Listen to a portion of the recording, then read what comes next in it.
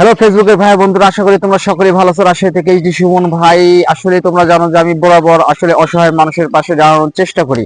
তো আসলে তোমরা যদি একটা ভিডিও শেয়ার করো ভাই, আর সেই ভিডিও যদি ভাইরাল হয়, আমি একটা অসহায় মানুষকে হেল্প করতে পারবো। তুমি দেখতে পাচ্ছ যে আসলে আমি ক্যামেরাম্যানকে অনুরোধ করবো বাড়ির ঘরটা দেখানোর জন্য। বাড়ি ঘরটা দেখাচ্ছে, আর আমার মুখ ক্যামেরাটা ধরতে বলবো। তো ঘটনা হচ্ছে যে আমি যে মানুষটার কাছে আসছি, এই যে এই মানুষটা হচ্ছে কোনটা অসহায় মানুষ।